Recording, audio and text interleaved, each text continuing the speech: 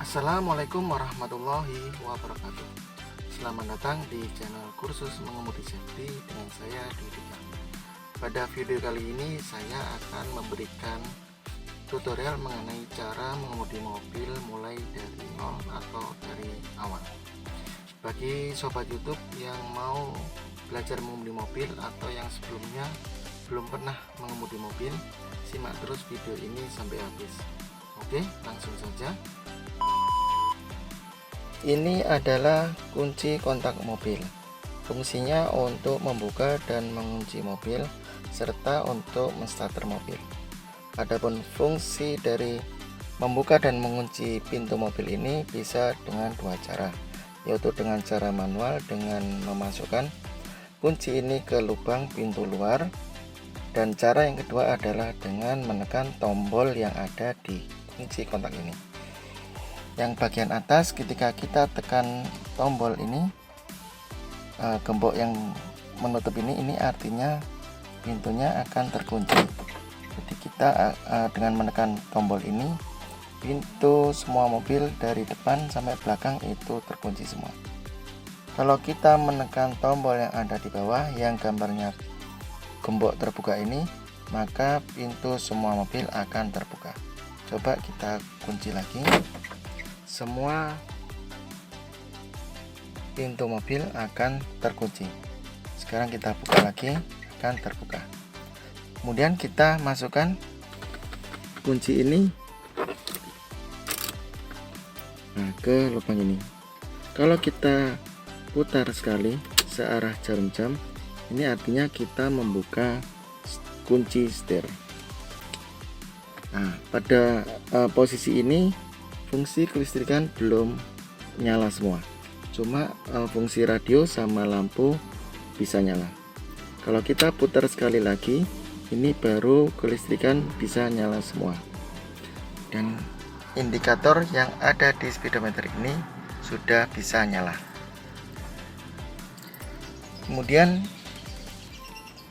ini tuas untuk lampu rating, lampu utama, lampu jarak jauh, sama lampu dim.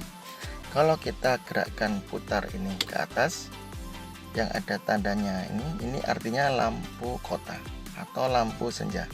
Jadi misalkan sewaktu sore hari sekitar jam 5 itu kita nyalakan ini saja, ini lampu yang kecil ini yang ada di kanan kiri mobil akan menyala. Kalau kita putar sekali lagi, ini lampu utama atau lampu jarak pendek akan menyala. Kalau kita mendorong ke atas, ini artinya lampu jarak jauh. Untuk menyalakan rating atau lampu sen ke kanan, kita menggerakkan ke bawah. Sedangkan untuk menyalakan lampu sen ke kiri, kita mendorongnya ke atas.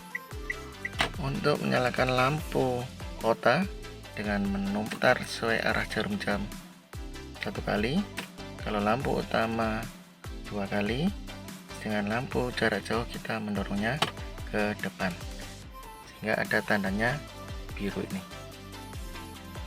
Kalau kita mau mengembalikan, kita kembalikan lagi. Kalau kita mau mematikan, kita mengalihkan lagi. Kalau kita mau menyalakan lampu dim, maka kita menggerakkan ke arah kita. Jadi kalau mau matikan, tinggal mengembalikan lagi. Sedangkan ini adalah indikator masih menyala. Ini berarti ada masalah dengan setir mobil. Kalau yang ada tanda plus sama minus ini, kalau misalkan mobil kita nyalakan ternyata indikatornya masih nyala, berarti ada masalah di akinya. Kalau yang tanda keran air ini, seperti keran air ini yang warnanya oranye, apabila masih menyala, ini berarti ada salah satu atau beberapa komponen yang tidak berfungsi. Maka kita perlu scan ulang mobil ini. Terus kemudian ini tandanya ini oli. Jadi misalkan kalau masih nyala, berarti ada kendala, mungkin olinya habis atau ada masalah yang lain yang berkaitan dengan oli. Kalau yang B ini tandanya handremnya masih aktif. Kalau misalkan kita turunkan handremnya, maka handremnya akan mati. indikatornya akan mati ya. Terus ini adalah indikator bensin. Indikator bensin. Jadi ada tanda strip 1, ini berarti artinya mau habis. Kalau tanda bensin ini, yang tanda panah kanan ini berarti tangkinya sebelah kanan. Jadi waktunya kita mengisi bensin. Kita mau mengisi bensin, kita tinggal menekan membuka tuas bensin yang ada di sini, maka pintu bensin akan terbuka ya. Nah, yang ini untuk membuka kap mesin mobil. Kalau kita tarik ini, maka kap mesinnya akan terbuka. Tombol pengunci pintu. Ketika kita tekan kayak gini, tuh pintu bagian depan dan pintu bagian belakang akan terkunci semua. Kalau kita ingin membuka, maka kita membuka tombol yang ini. Jadi kita kalau mau mengunci, kita dorong ke dalam, kalau membuka kita dorong keluar. Sedangkan ini untuk tombol pembuka dan penutup kaca jendela mobil. Ini untuk kaca jendela bagian depan kanan, kaca jendela depan kiri, kaca jendela belakang kanan, dan kaca belakang kiri. Kalau kita tarik ini kacanya akan menutup. Sedangkan kalau kita tutup gini, tekan gini, kacanya akan membuka. Sama juga dengan sebelah kiri.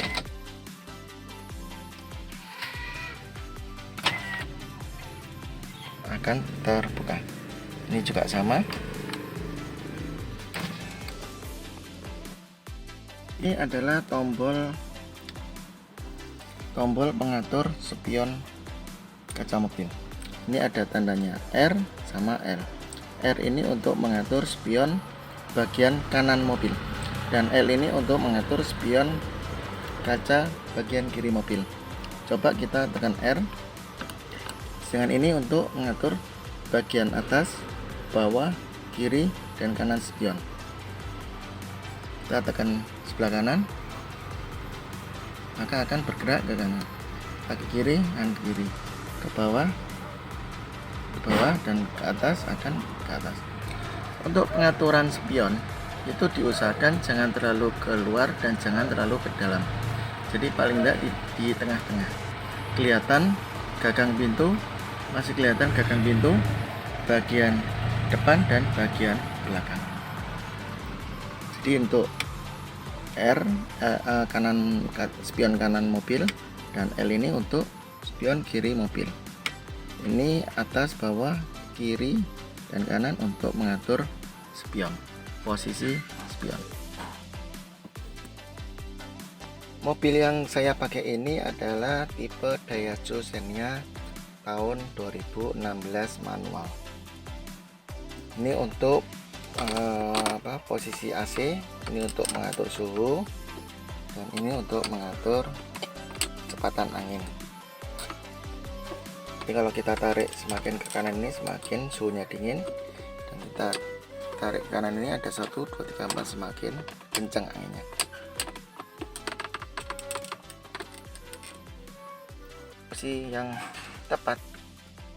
Posisi yang tepat untuk kaki kanan adalah tumit dijadikan sebagai acuan, dan berpindahlah telapak kakinya.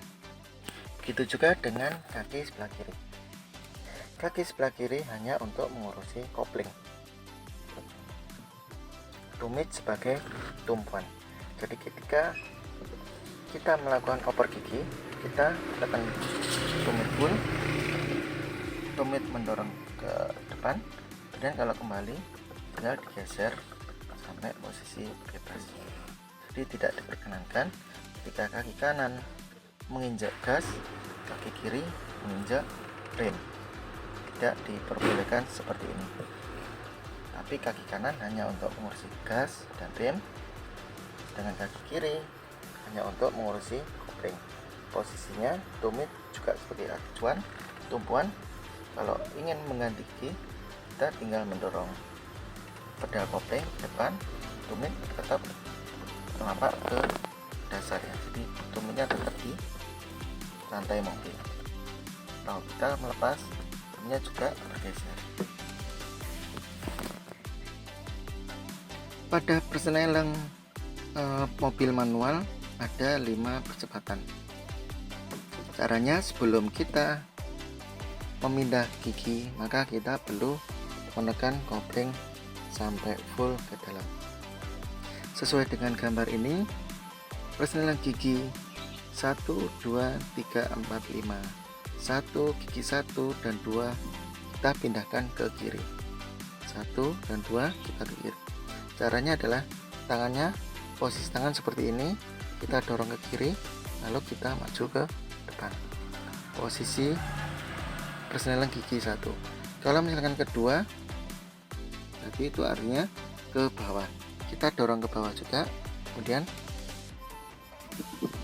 1 ke bawah 2. Ini adalah gigi 2. Kalau misalkan gigi 3, tangannya seperti ini, ke 0 dulu, diamankan, kemudian baru maju ke depan. Ini 2 ke.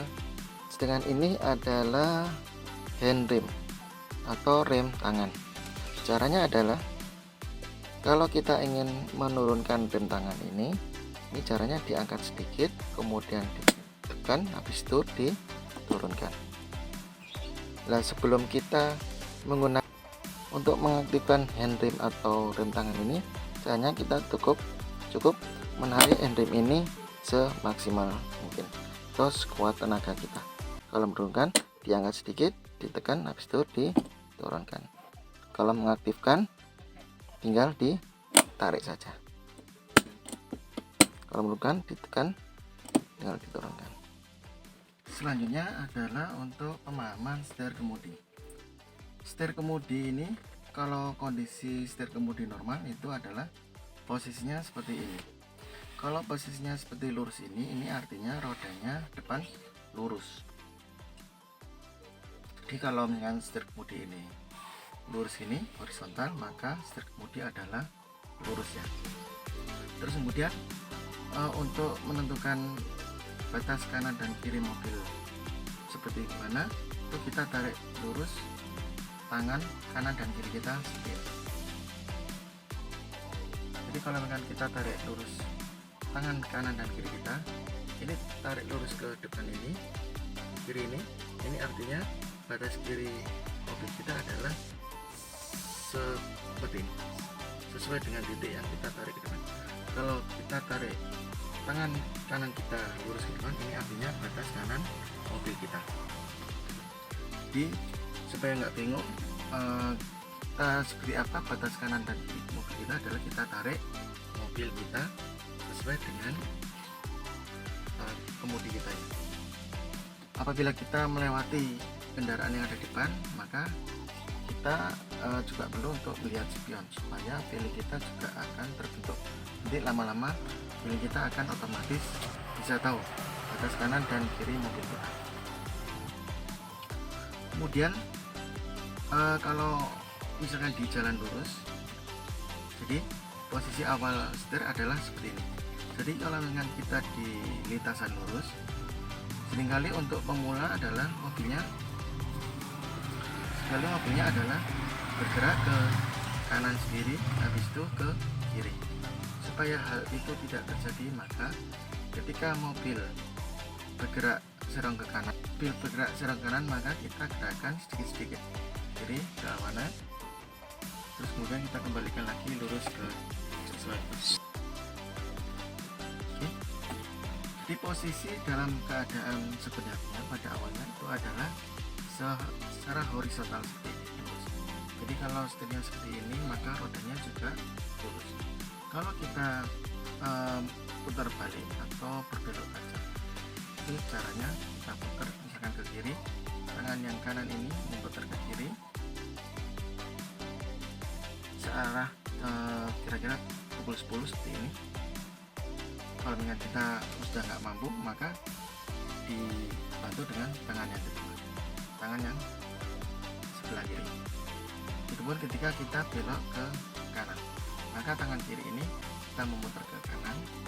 Habis itu cara jarum jam 2, habis itu dibantu dengan tangan sebelah kanan.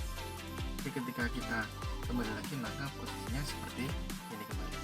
Posisi memegang setir adalah seperti ini, di tengah-tengah kita megang. Kalau mau putar ke kiri, yang bergerak adalah tangan kanan, belok ke kiri, cara jarum. Kalau kita mau belok kanan, kita putar setir dengan tangan kiri ke kanan, kemudian kita bentuk lagi tangan kanan. Di posisi kembalinya seperti ini kembali. Kalau mekan putar balik, mobilnya sudah mau lurus, maka dia akan dikembalikan lagi. Caranya juga memutarnya seperti ini. Cukup sampai di sini video tutorial mengenai cara belajar mengemudi mobil. Untuk tahap yang pertama, apabila ada yang perlu ditanyakan, silahkan tulis di kolom komentar. Silahkan like bila kalian suka dengan video ini. Jangan lupa subscribe agar saya lebih semangat untuk membuat video saya berikutnya. Silahkan share dengan teman atau saudara yang lain bila video ini bermanfaat. Kurang lebihnya saya mohon maaf. Sampai jumpa lagi di video saya berikutnya. Wassalamualaikum warahmatullahi wabarakatuh.